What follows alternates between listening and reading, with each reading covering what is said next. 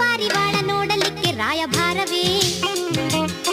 ನೀ ಹೀಗೇಕೆ ನಾಚುತ್ತಿರುವೆ ಮರುಳೇ ನೋಡುವಾಗ ನನ್ನ ಜೀವ ಹಾರಿ ಹೋದರೇನು ಗತಿ ಹಂಸವೇ